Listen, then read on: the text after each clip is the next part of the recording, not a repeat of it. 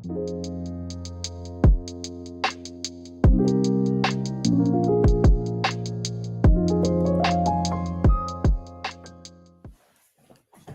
everybody, welcome to a special episode of the Pressing Matters.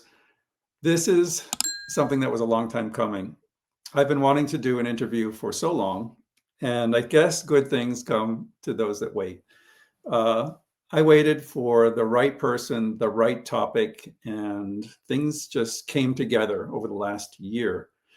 I've been covering a lot of the Living Stereo reissues from Analogue Productions over the last 3 years. And Chad and I have had a few conversations before.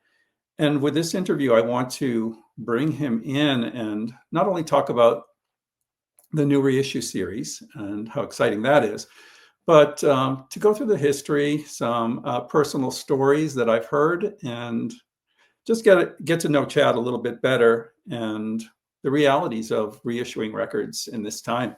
So without further ado, let's bring up Chad. Hey, Chad. How you doing, Scott? I'm doing good. A little nervous, but I'm okay. I'm really glad to have you as the first guest on the channel. Thank you so much for agreeing to do this. Well, hey, I didn't really realize you hadn't had anybody on your channel before, but I guess now that I think about it, I haven't seen anybody. But anyway, I guess I always see them beautiful flowers and yeah. Beautiful Miami. How is it over there? It's actually about 55 and it's sunny. It's really nice. So it's finally starting to get a little cool weather. Yeah. It's starting to change here too. Yeah. So we're going to talk a lot about the history, of course, the specifics of this series, and some personal anecdotes and stuff. First of all, why don't you let us know about the announcement about the series that came out a couple of days ago?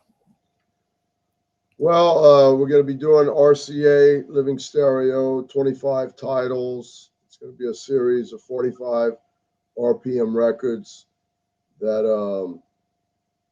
most of them have been cut by Bernie Grundman back for Classic Records.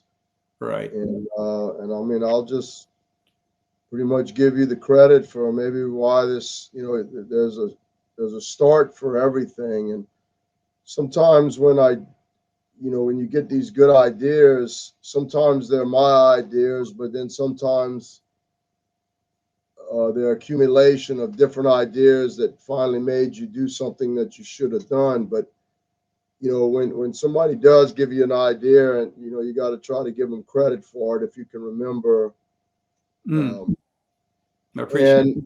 And so I would have to say that business has changed.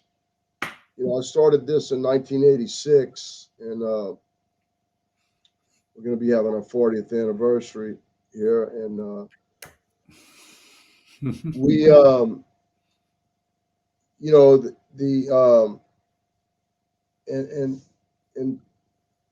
1994, Classic Records started. Mike Hobson and Classic Records started, and right. And,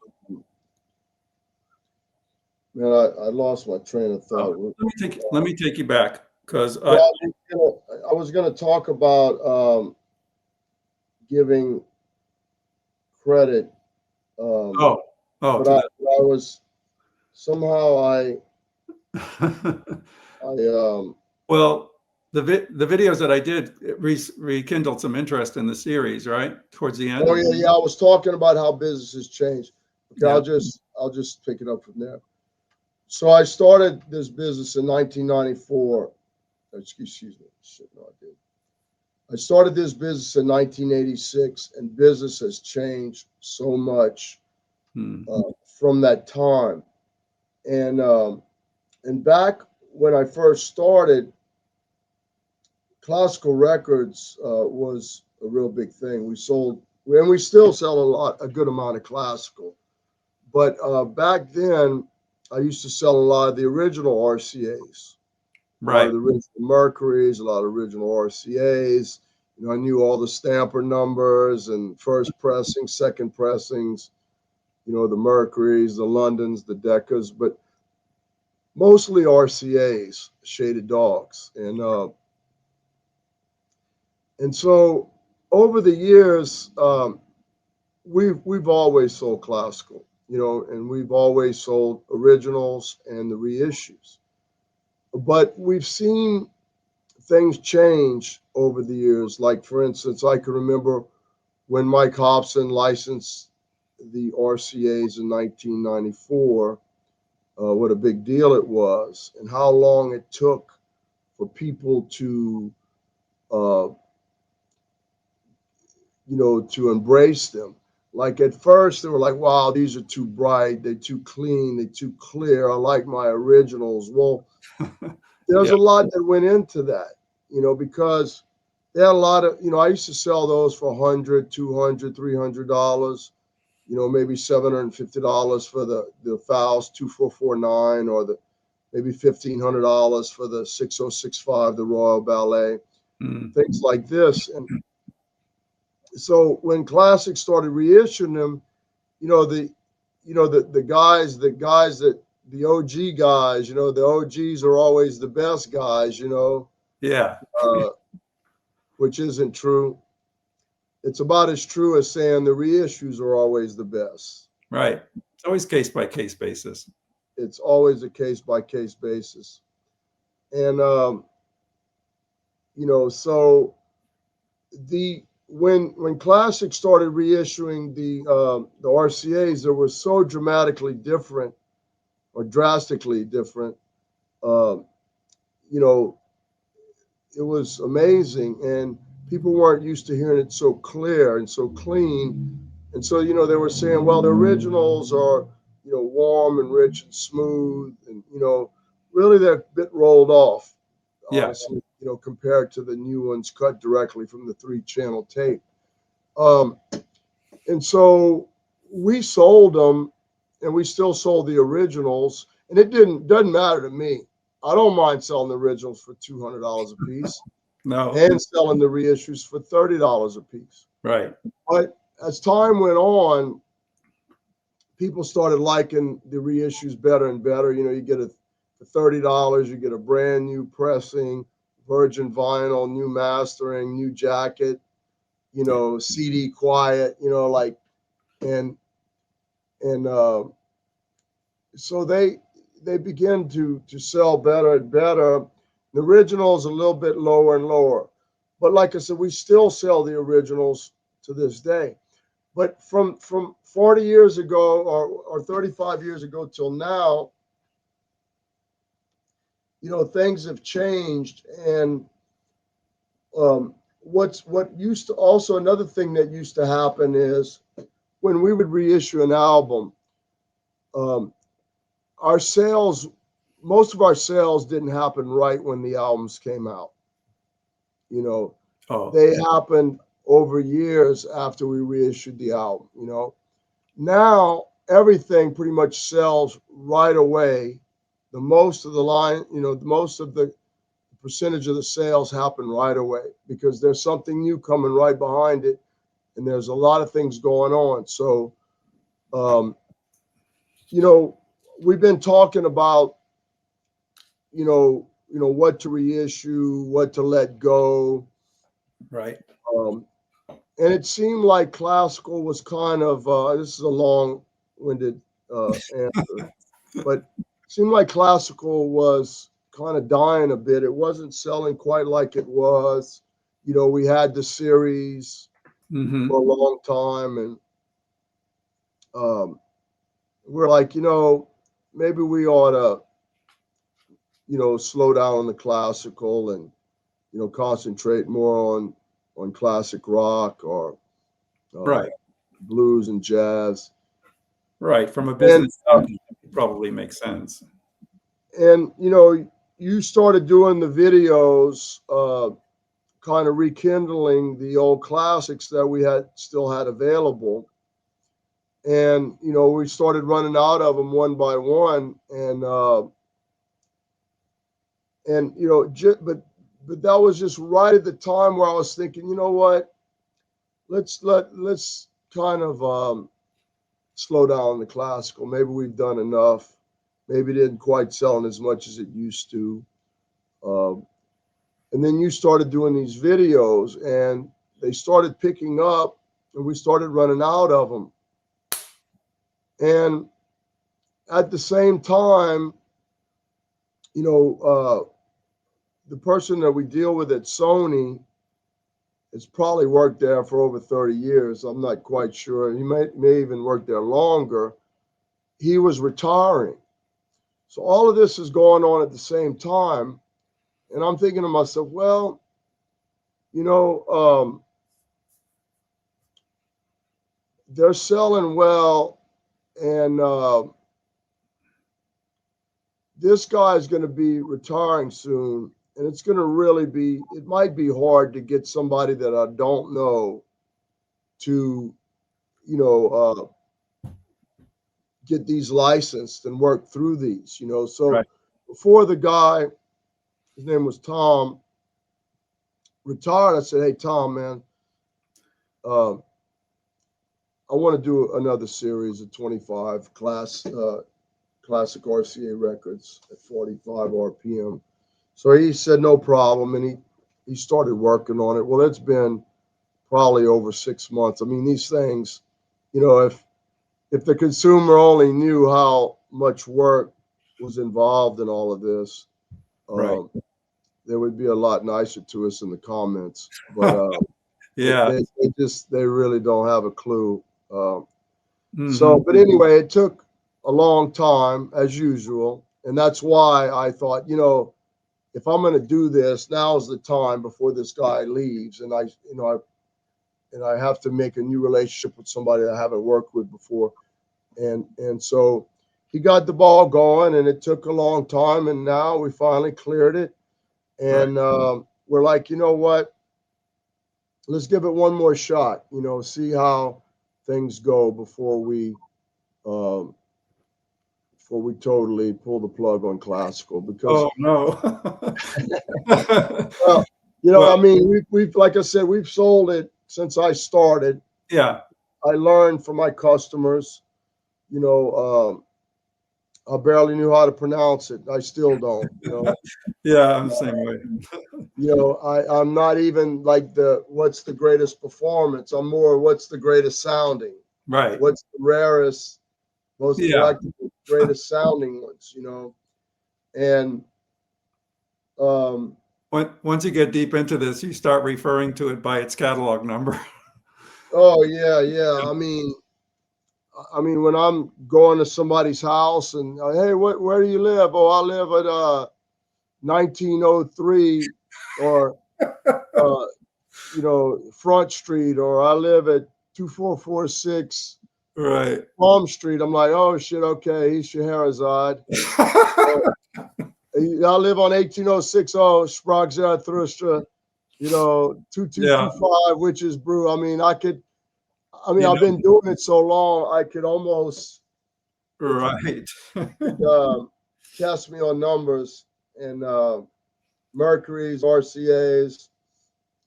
And so we just decided to do another series. And I'd say you had a lot to do with it. And so I need to give credit where credit's due, you know, no matter what or how, you had a lot to do with me considering to do one more batch, Yeah. see how it rolls, you know what I mean? That's awesome. You know, you had mentioned it to me, oh God, I think maybe a year ago that it was starting to go in your head. We had a couple of conversations. And as time went on and it got more real, you said to me, Scott, I'm going to tell you something, but you can't tell anybody. I was sworn to secrecy. And I was like, or else you'll never talk to me again. I was like, oh my God. Okay, this is a big secret. I didn't tell anybody. And it was good because it was a surprise. I don't think anyone except maybe a couple of handful of people knew, right? Well, of course, some of the people in my office knew, Well, and yeah. people at Sony knew, but you know, You know, we're fixing to kick off the 40th anniversary of Acoustic Sounds, and I'm going to New York this coming week. Going to have a listening party at Innovative Audio in New York City on the 6th, on Thursday the 6th. And then All Blues, which is a Japanese kissa bar in Manhattan, on Friday the 7th.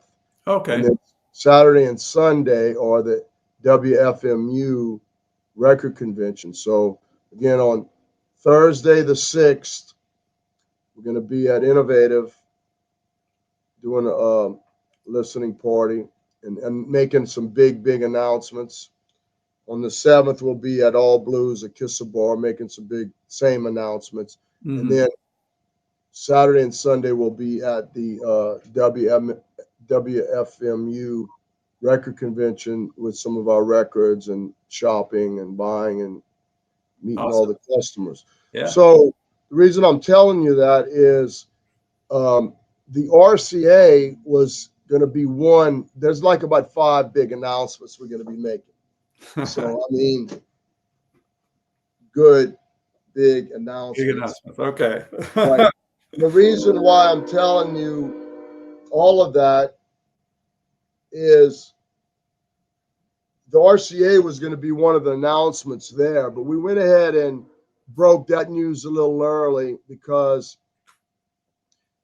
you know, when you have a lot of series and a lot of announcements, you can't make them, you know, to make the announcements all at one time and the release dates all at one time, and this, it's just too much. You know, you can't do it. Yeah. And so we started looking at when we're going to announce and when we're going to release, and so we're kind of like have to move things along. Right. I mean, the last 3 years, we've done about 80 titles a year, which is 6.5 a month. That's amazing. And nobody's doing that. And you know, it's funny. We still get criticized, you know, on why it's taken so long, you know, to release some records. You know, I mean, it's like, wow, we did 80 a year for 3 years, and we're going to do at least 80 for the next 2 years. I mean, that's how much stuff I have stacked up. But yet, when's this? When's that? When's this? When's that? I mean, I got to be happy that people are saying that, because that means they want it. Sure. But it's a little hard to take, man, in the comments when, you know, the Atlantic series was 75 records. And we said we'd do that in 3 years. Yeah. And we're on schedule to do it in 3 years. So we have about 10 left is all. Yeah. So, you know, we're feeling really good. I think you should be. Like, I'm feeling like the glass is almost full. Right. But, you know, some people are, you know, they're wanting deja vu and they're wanting foxtrot. And there's just a lot of things that, reasons that I can't really talk about. Okay. There's bands management. That's there's release schedules. There's release dates. Yeah. And these are just things I can't really talk about, and we just have to navigate all of it the best we can. And I know we're doing the best we can. Well, hopefully that all plays out well. Oh, it will. It's just everything takes time, you know. But anyway, I didn't mean to get off. I was just explaining why we decided to release these a little bit before this big announcement I'm making. Right. Is because we're trying to space some things out, and so we really want to thank you for, you know, stoking the coals on the classical, and pleasure. we love it. I mean, there's nothing like a good sounding classical record. Like Right. Let's, I didn't grow up listening to classical. But the sound and the purity and the beauty, you know, it just draws you in. I mean, you don't have to understand it. You didn't have to grow up with it, but no, you don't. I was the same way. When I, all you have to do is like listen to it. It's like, wow, how can it not? It's beautiful. let's go back a little bit. We'll talk more about the series. We're going to show the titles, but I wanted to kind of go through the history for people that don't remember or weren't there, how living stereo became such a passion for many people. For me, it was when the Absolute Sound was doing their, every time a new issue came out, I think it was Sid Marks did the reviews. And Yeah, Sid did a lot of Mercury's, but he probably did some. Pretty much Harry Pearson just loved the RCA. So yeah, so that's where I started listening to classical, because I said, hey, these records are, you know, they're using them to evaluate their equipment, they're talking about them, and that's where I got on board and started looking for originals. And then I think, I don't, some people probably haven't seen this, but this was an important tome that came out that's almost impossible to find. But Jonathan Valin puts more fuel into the fire there. I know you refer to this, Chad, and well, I pretty much, to me, it was Jim Mitchell was yeah, before. that's the other publication I have. I don't have it right here, but Yeah. yeah, Jim Mitchell is the one that went through every RCA and graded them. right, He gave them like, it was a JM for Jim Mitchell 10. Then he started grading them as 10, and then he realized there was some better than his 10. right, And those became 10 plus. yeah, But then the spectacular ones, the exceptional ones, were 10 plus plus. yeah, So JM 10 plus plus, you wanted every one of the JM 10 plus pluses. right, Those were the Scheherazade, the Witch's Brew, the Royal Ballet, the mhm, Stokowski Rhapsodies, the Killers, just. And right. every time that Jim Mitchell's put a JM 10 plus plus, they're just masterpieces. Yeah, I noticed that when I finally got these publications, that I was looking at the 10 plus was, I said, okay, Chad got that one, Chad got that one. And let's go back to the first time someone tried to do audiophile reissues, Chesky. This is the Daphnis and Chloe. They did about, what, 10 maybe? And then some Reader's I Digest? think they did more, but maybe 25, maybe. Oh, okay. What did you think about these when they came out? Were they well received? I remember in 1985, 1986, in my apartment when I first started, getting a letter, just a regular letter in the mail, typed, one sheet folded in a regular envelope for Chesky. Right. They had 2 records, 2 cassettes, mail, if you want these, mail you check to this P.O. box. Yeah. I remember when I started. Mm-hmm. I mean, I hadn't started reissuing yet. Right. But they were one of the first thing I started to sell. So back then, they were the first ones to get the RCAs. Yeah. And they were good. They were good. They weren't able to use the original covers for some reason. Right. So, like you just showed the one, it didn't have the original covers. There was paintings. Right. Yeah. For some reason, RCA didn't let them have the covers. And so that's the best they could do. They were about $17 a record at retail. Mm-hmm.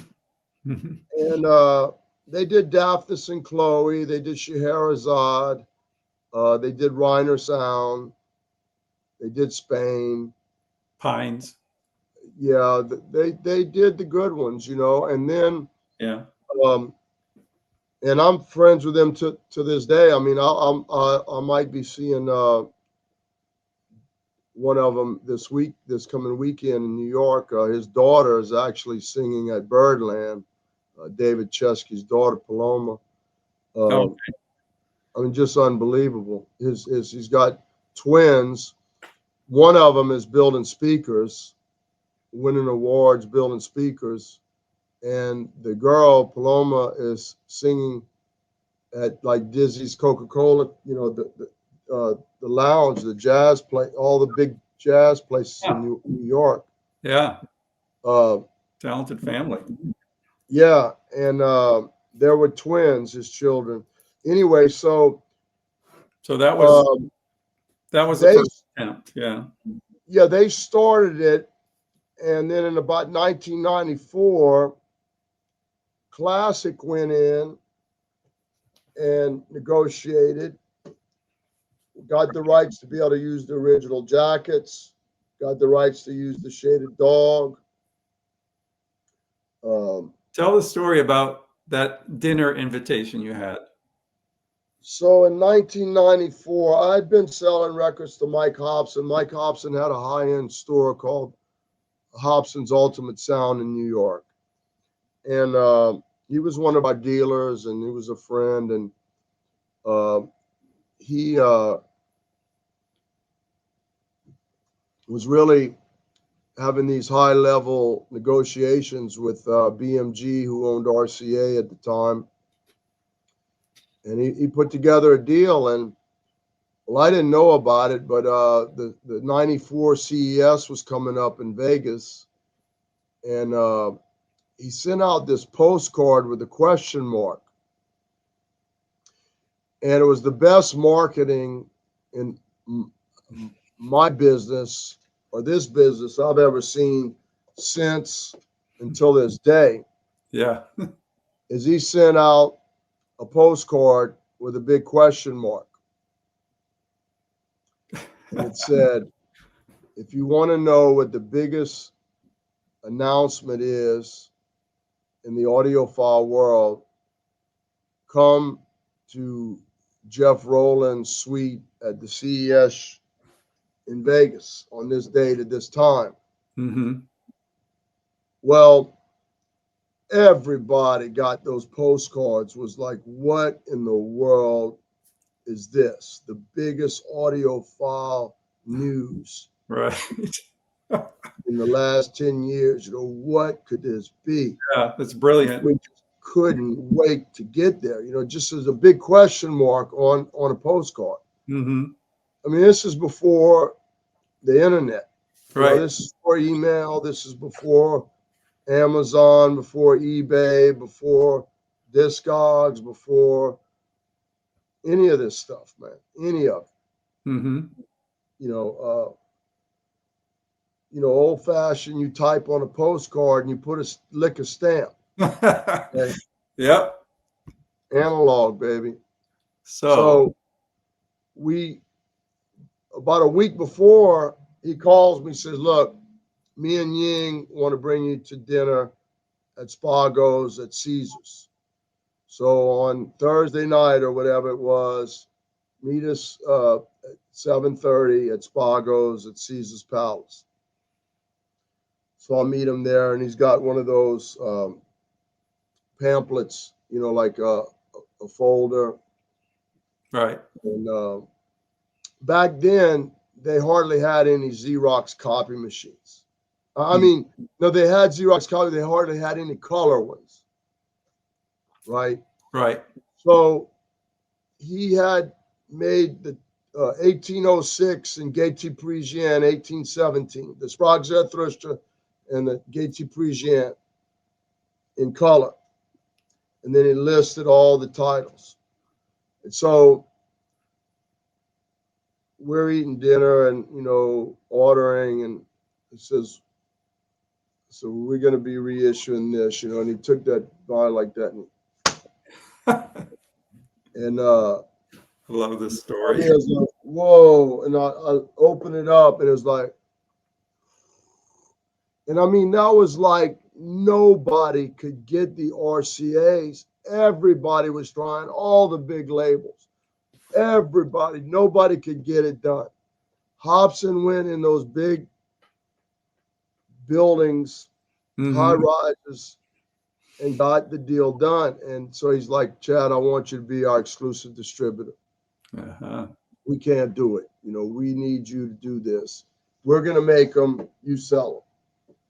So I was like, all right, let's go. And that's when it started in 1994. Right. Right. I remember when I was at a record show around that year. It was in New York. I think one of the radio stations was closing, and a lot of people there. And I remember someone passing out a postcard with classic. It said, we're issuing the titles in the original artwork. There was 10 titles, the first 10. Oh man, I was so excited. And I probably bought them all from you too, including the 45s. Well, yeah, so they it was an amazing time. It was a big part of this whole vinyl renaissance history. Yeah. You know, people don't really know. There's some of us that remember it. Yeah. But it's very important to me, those days. And it was the classical records, and we sold tons of them, and it kept RTI in business and doing well, and it kept that's kind of where it started, you know. And then he started doing jazz, and I was doing a few titles here and there, and then later, like 17 years later, I bought Classic. Yeah, let's get into that. So what does that mean when you bought Classic? Does it mean just these physical items like the metalwork, the tapes, or is there a little more to it? Well, you know, first of all, he had inventory. Oh, right. Okay. Which is a great name. Mm-hmm. He had a lot of inventory, and he had, you know, a lot of things that went with that. You know, he had a pressing plant. You know, so I bought his pressing plant. I bought the inventory. I bought the name, and lots of different things. And part of the deal, there was some parts that Bernie cut, not everything. I got some things, but not everything. Okay. But the part is I got the RCA Living Stereo parts. Right. So Classic did probably over 100 RCA 33s and probably over 50 45s. Mm-hmm. So when I decided to do the 45s, I already have these parts. Right. Well, I mean, it's a lot of work to get the 3-channel tape to cut directly from 3 to a lacquer.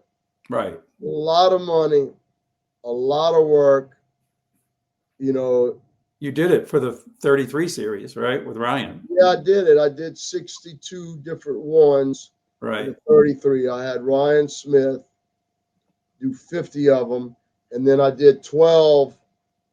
Had William Mackey do most of those in Europe. I did redo those, but you know, and they were great, and they're a little bit different. You know, Bernie's are overall, like, this is just a blanket kind of statement. Every situation, every record's its own. Mm-hmm. You got to compare each record, but Bernie's are very clear, and they're a little bit different signature between Bernie and Ryan K. Smith. They're both awesome. Yes, but absolutely. To me, it's like to go back and recut 25 albums to 45 RPMs from the original, from going from 3-track direct to a lathe. It's not easy. Right. or else 3-track to a 2-track and into lathe. That ain't easy too. It's a lot of money, a lot of work, and it's been done already. Right. You know what I mean? And I never reissued the, Classic did those 45s. Yeah. Let me show one of those because we want to discuss the packaging at some point. So Yeah. this title is going to be coming out in Chad's new series, which is a nice surprise. But this is how Classic originally did the 45s. You got one in a regular cover and 3 or 4 or 5 in single-sided records. So just wanted to show that so people can remember how cumbersome these are. And Is there 5? Is there 5 on that title? This one's 4. I think the jacket. Does the jacket have a record? Is the original? Does the yellow jacket have a record in it? I had the first one out of the jacket, but yeah. Oh, it's 4. It's 4 records. 4, yeah. Okay. Because a couple of them had 5, and I can't do those. Well, what was it about the single-sided thing? Was there really some kind of sonic advantage? Well, yeah. Explain. So what Scott just showed was 4 single-sided records. So he would use the original cover and 3 white covers, and there were single-sided records. So and single-sided records tend to bow because you need the same amount of music on the other side to keep the tension in the record. It just tends to press better and stay flatter when there's music on both sides. I see. Did they think it was like something like that could help the sound though initially? Mike believed that it would sound better if it was a single-sided record. Like, so it would be like flat on the platter with no grooves? I'm trying to imagine what it was that he was thinking could be solved. He's written, his reasonings. He had a lot of reasonings. He did a lot of experimenting and a lot of thoughts. And to him, a single-sided record was the ultimate. Yeah. And this fell out. Remember these? Oh yeah. Those are neat. Yeah. Yeah. And so I just thought that, it's not worth all the extra vinyl and to keep 4 discs, right? So you can do them. You can make a gatefold, a really nice jacket gatefold, and have all the music. I agree. You know what I mean? Plus, people already complain sometimes about having to flip records for 45. Yeah. But at least on ours, when it's double-sided, you can flip it and have some more music. When it's single-sided, it's really, really it's a lot of work. It's a lot of work. A lot of it's just crazy. So I just, I thought, well, look, let's do one more series. We'll pick some titles that we have parts on, and use these great parts that Bernie cut 30 years ago or more. Makes sense. Yeah, I mean, like the tapes were 30 years newer. Right. And they're already done. And he, Classic, those 4 LP RCAs, he didn't do that many. Like, I don't think he made over 1,000 of any of them. He probably made maybe 500 of them. Is that the exact same metal part that will be used on yours? Yeah. Okay. So it's not worn out. We get hundreds for those. Yeah. We get hundreds for the originals. We get hundreds for those 45s. And even though we're going to use the same parts and ours are going to be really good pressings and a gatefold jacket and more nicer, I think. Yeah. We'll still get hundreds for the classic. Yeah. I expect you'll start to see a few come in to the vinyl vault.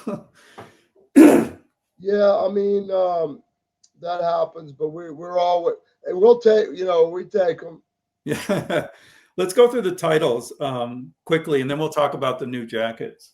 So I pulled a selection of well, there's no originals in this batch, but these are either yours or classics. So we're going to be getting the 1812 again, LSC 2241. This is a nice surprise. This will be really cool at 45. Berlioz Symphony Fantastique. This is a rare one. It was classic. Was the first time it was done in stereo in the original jacket, right? Now this one, you have done a one-off 45 of. Yeah. This is we ran out of the 33 of that, and people really been wanting it because it's such a classic. It's a Kenneth Wilkinson. I mean, it's just it'll just blow you away. And we're like, so George Marino cut that for us at Sterling. Right. So that's a George Marino cut. Yeah, I have your original 45 here. So it'll be the same. It'll be the same. In a better jacket. URP from the same parts. Yeah. But it'll be a gatefold. It'll be a nicer jacket. Yeah, this one was when you were doing the single pocket. Yeah. Yeah. Okay. And then we have this classic, which is going to be fantastic. I have the killer. I have the classic 45 of this too. Reiner, Lieutenant Kijay, and Song of the Nightingale. I'm going to get this one, which will be spectacular on 45. You get all those bass dynamics there. Beautiful record. Organ Symphony Saint-Saëns. I was surprised to see this. Now this one's going to be cut by Matt, right? Yeah, so there's a few of them that we're doing that when Ryan did them, he would make us tapes because we would sell reel-to-reel tapes of these things. And so he made us a one-off tape, Ryan did with the mastering. A lot of them didn't need much mastering, but whatever, either if it was flat or a little bit of mastering, he would, he would play the tape and master the record, cutting, and then make us a tape with the same EQ as the record he made. Oh, I see. So Matt is just going to play that tape flat and cut on Doug Sack's all tube custom system. So it'll be a tube tape machine and tube amps. And is that because this was never done at 45 by Bernie? Yeah, Bernie. We didn't have a classic part, and Bernie the classic never even did that as a 33. That's right. Yeah. Well, this will break up well on a 45. Each season gets each season nice. Yeah. I'm very interested in this thing with Matt cutting these few titles. I'm wondering if it's going to have a 2B signature to it. I mean, it may have a bit. It'll be cool to hear it. Bernie's have a little bit of a different signature than Ryan's. Mm-hmm. I don't know. It's not just the system. Sometimes, it was their EQ choices, although they both probably didn't do much. Now, Matt will probably just be cutting them flat. Okay. Yeah. So any added signature is just the equipment itself. It'll be interesting, but we're not making any claims that, Matt is going to blow Bernie or Ryan away. You know what I'm saying? Okay. I'm a big fan of Matt, as you know. Yeah. No, he's doing a great job. Yeah. So, of course, this is the first RCA Living Stereo. This is going to be in there. Yeah, the Sprague Thruster, that's a really rare one. I mean, we used to get like $500 for that one right there. I've never found an original. And I have it's hard. It's hard. Yeah. This one, fabulous. Great choice. Yeah, that's a great one. Bernie Runman thinks that's like the best one. Right. This is another one that was never done at 45. Yeah, Classic never reissued that one for some reason. This will be cut by Matt, I believe. Yeah. It'll be interesting to see where he cuts Bolero in half. That's the only thing I'm worried about this one. But Yeah. I'm sure it'll be tastefully done. Yeah, that's a good one. Well, I'm sure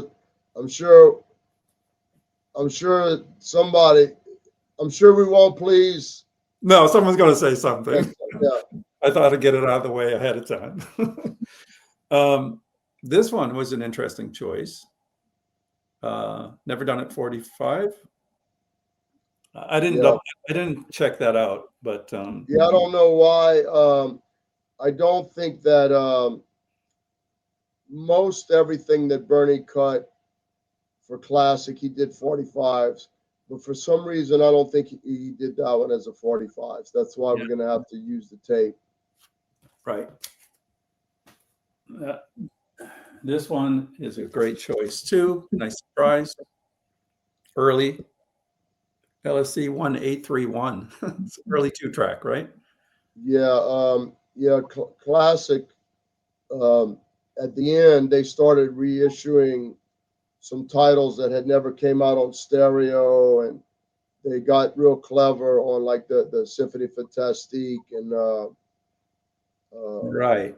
This was only mono up until then. I'd never seen the original of that. Yeah, me either.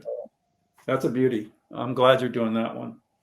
As I said, this one is a nice surprise too. This is a fantastic sounding record, and the 45 sounds really good. Yeah, it's a great record. Yeah. You never did that one. This one is Welcome To.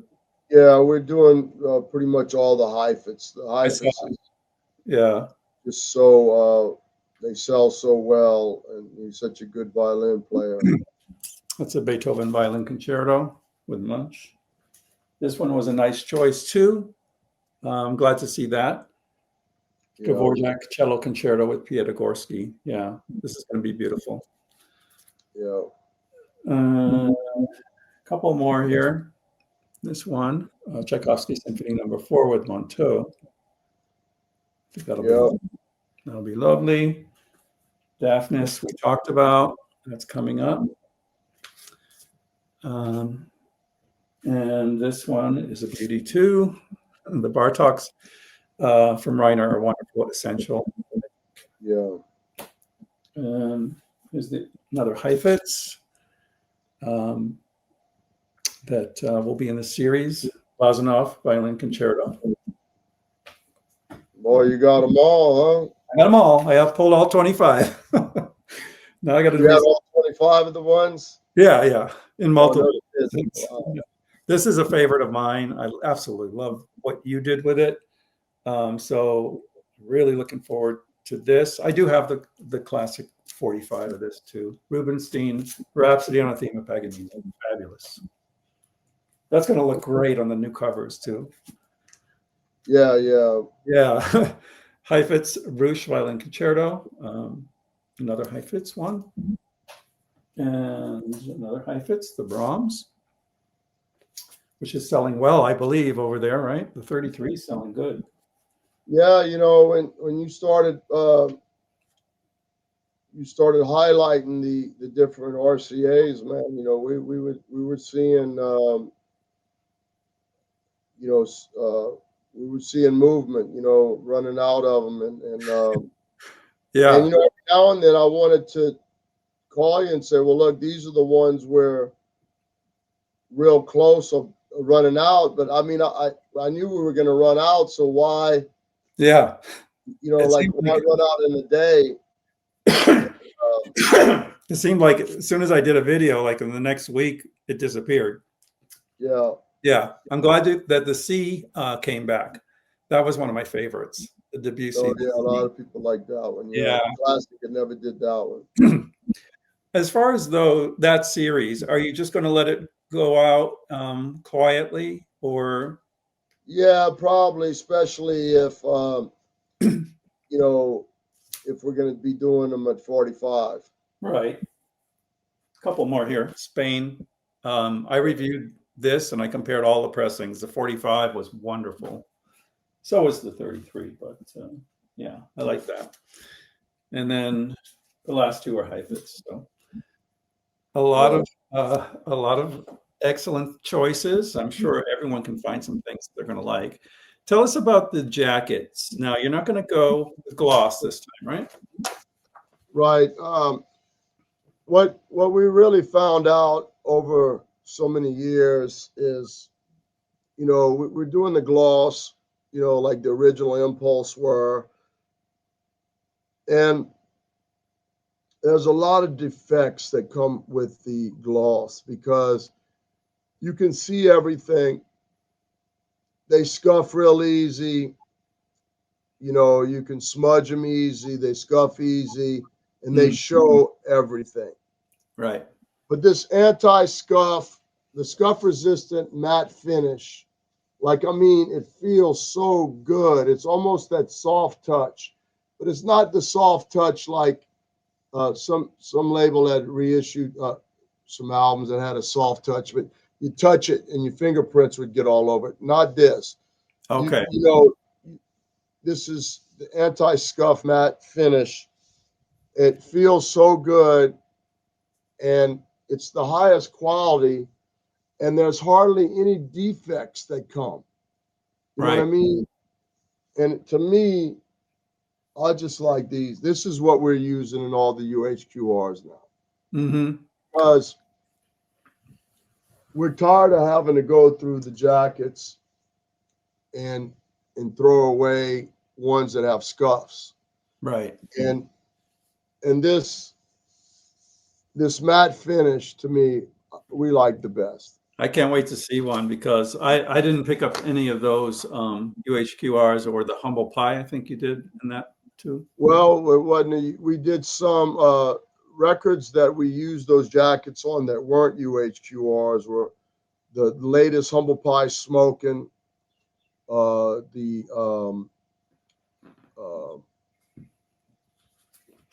shoot, I can't. I'm forgetting now. You told me. Yeah, I know you Smoking and the UHQRs. But on the UHQR, the white stripe was done this way. The Way Out West was done this way. The Art Pepper Meets the Rhythm section was done this way. A lot of the records we've been reissuing we've used these covers recently. I just can't remember them right off, but we really love the jacket, and we're trying to make this a little bit different. Yeah, I think it'll be beautiful. Yeah. I wanted to ask you, what is the release schedule for these? Is it 2 a month? We have an interesting release schedule and release dates at Acoustic Sounds. And ask me that question again. The RCA Living Stereo 45s, are they going to come out in pairs, like monthly, or they're going to come out in pairs? Okay, so people can slowly absorb them. I think that's right, great. Ask me the question about the release date again.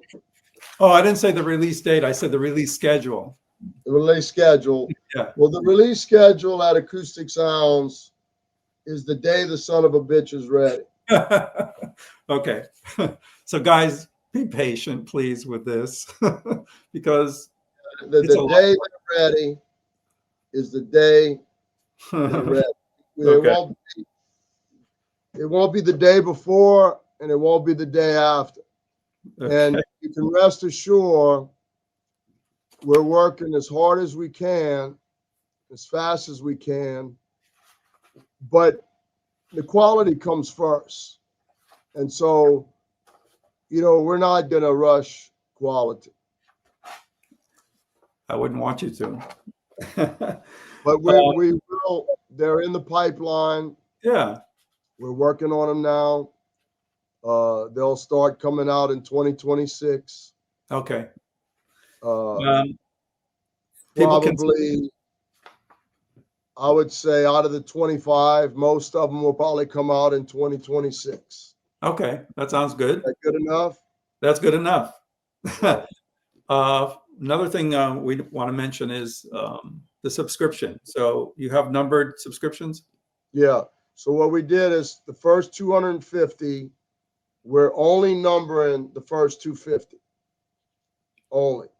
There won't be any other numbers, and those are for the subscribers. And for the subscribers, these records with these deluxe jackets will be $65. But the subscriber, it'll be 60 times 20, 60 times 25, I think is, Right. I think is 1,800 or, let's see. And so, 1,500. Okay. So it's 1,500. They have to prepay. Shipping's included, and shipping's included, and Yeah, that's a good you deal. get a $5 discount off of each Right. record. Right. I'm just looking through my notes. We're almost at about an hour.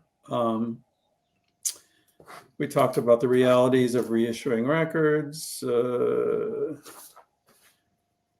Yeah. Is there anything else you want to add, or let the viewers know?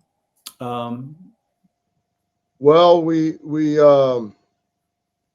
really appreciate the support. There's going to be some really big news coming.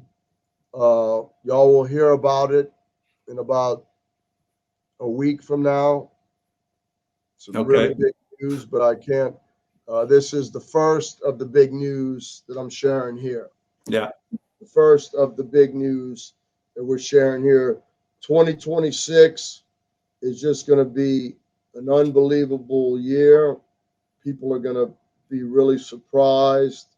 Awesome. There's even a couple of things that I'm going to be sharing a bunch of big news in a week that the audiophile world will find out soon. There's even two more things that I can't talk about that's going to happen in 2026. Yeah. So there's just so much around the corner that it's just hard to believe. Yeah. I mean, we're just so excited about. But we really want to thank our customers for supporting Acoustic Sounds and Analogue Productions, because every dollar that we earn, we reinvest. Like it's so funny that people, I bought it on Amazon, it was $1 cheaper. I mean, we take all the profit we get, we reinvest in fixing our lathe, buying new, presses, new plating equipment, everything to help reassure the longevity of vinyl and the quality of, you know what I mean? Yeah. Like everything I don't have no money in the bank. If you come around here, all you'll see is records and equipment of how to make records. We just constantly trying to improve everything. Yeah. It's been wonderful to watch the progression, like, first starting the distribution and then the label and then the pressing plant and then the mastering lab and recording studio. It's just, we have our own printing press now that prints I was going to say, and labels. We could do the jackets, but that's where we stop. So the only thing we don't do is jackets. We can do everything from the microphone to the jacket. You can, yeah. But is Stoughton doing this batch of jackets? Yeah. Yeah. Okay. Wonderful. Well, I think we can tie it up. I want to thank you so much for joining me today. I think we've covered pretty much everything about the series, a little bit of history, and some personal stories that I really enjoyed when Chad told me originally. So I wanted to share that all with you guys. Yeah, I mean, basically the story's simple, man. Scott started pimping this stuff on, really recommending some of the records that we did on 33. And you got a lot of fans. A lot of your fans are our customers, or a lot of your subscribers are our customers. And when you'd highlight some of these special records, they would buy them. And you know, we noticed that the sales picked up, and you know, right at the time where we're kind of, you know, thinking about kind of thinking twice before we did any more classical. And then it just so happened that all of these things happened right around the same time, and we're like, you know what, let's give it one more series before the guy retires. Yeah. See how this does, you know. And I know we're going to do all right. Well, the worst that could happen is we break even. You know Right. what I mean? And to me, even if we break even, if you do a good thing for the right reasons and you broke even, you still did a good thing. You know what I mean? Yeah. So it's kind of like, uh, even if you break even, like you told me, it's people don't realize the risk and everything that's involved. It's kind of a gift to the community in a way. Of course, it's a business thing too, but it's a big risk he's taking to do this, and we should all support it if we can. I mean, we like I said, we just reinvest Yeah. to keep new titles coming, to keep our equipment, to upgrade everything, to try to make everything higher quality, and to take risk. You know, I do some of my favorite records, you know, like Tony Joe White or J.J. Cale or Greg Allman. Some of these things that I know, you know, they're not really, they're going to be slow sellers, break even at best. But you know, people, it gives a little variety, and it keeps it fun.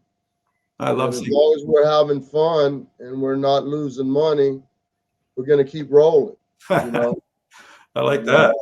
and we appreciate people like you, you know, talking about the records, because we have so many releases now that a lot of them get lost.